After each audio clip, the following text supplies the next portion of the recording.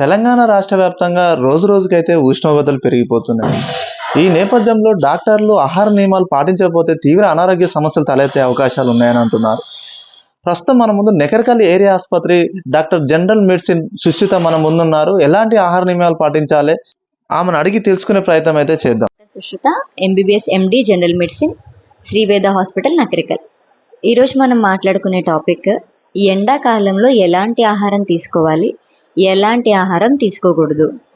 ఎండాకాలం అనగానే మనకు తెలుసు మన బాడీ చాలా డీహైడ్రేషన్కి గురవుతుంది.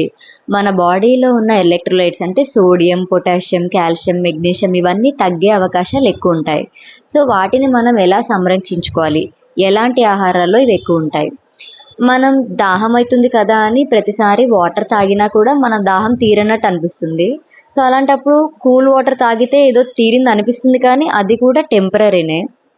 సో ఎలాంటి వాటర్ తీసుకోవాలి అంటే మన వాటర్లో కొంచెం సాల్ట్ కానీ, సబ్జా గింజలు కానీ, లేకుంటే ఎక్కువ చియా సీడ్స్ ఉండాలంటే వాటర్ ఎప్పుడు తీసుకున్నా అందులో కొద్దిగా సాల్ట్ కానీ, కొద్దిగా ఒక స్పూన్ నిమ్మకాయ నీళ్ళు కానీ, లేకుంటే చియా సీడ్స్ అంటే సబ్జా గింజలు కానీ వేసుకొని తీసుకుంటే ఎలక్ట్రోలైట్స్ అనేవి లాస్ అవ్వకుండా ఉంటాయి.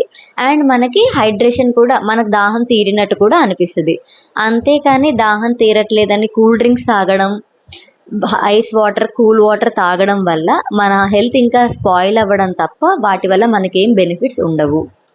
ఫుడ్ విషయానికి వస్తే non veg, oil fries, bagara rice ఇవన్నీ కూడా ఒంట్లో వేడి ఎక్కువ పుట్టించేవి. అలాంటివి కాకుండా చలువ ఫుడ్ అంటే మజ్జిగన్నం ఎక్కువ, సొరకాయలు, బీరకాయలు, దొండకాయలు ఇలాంటివి తింటే మన ఒంట్లో వాటర్ కంటెంట్ అనేది ఇంకా కొంచెం ఎక్కువ ప్రొడ్యూస్ అవుతుంది. ఫ్రూట్స్లో కూడా ఎక్కువ యాపిల్, పుచ్చకాయ, బొప్పడి పండు ఇది తీసుకుంటే మంచిది. ఈ మామిడి పండ్ల వల్ల కూడా కొద్దిగా వేడి ఎక్కువనే ఉంటుంది. సో అవి కూడా కొద్దిగా లిమిట్లో తీసుకుంటేనే మంచిది. అండ్ టైమింగ్ కూడా మనం వాటర్ కంటైనింగ్ ఫ్లూయిడ్స్ అయితే మాత్రం టైంకి కంపల్సరీ తీసుకుంటూ ఉంటేనే బెటర్. ఎప్పుడూ కూడా ప్లెయిన్ వాటర్ తీసుకోకుండా కొంచెం నిమ్మకాయ కానీ సాల్ట్ కానీ కలుపుకొని తీసుకుంటేనే హైడ్రేషన్ బాగా మెయింటైన్ అవుతుంది.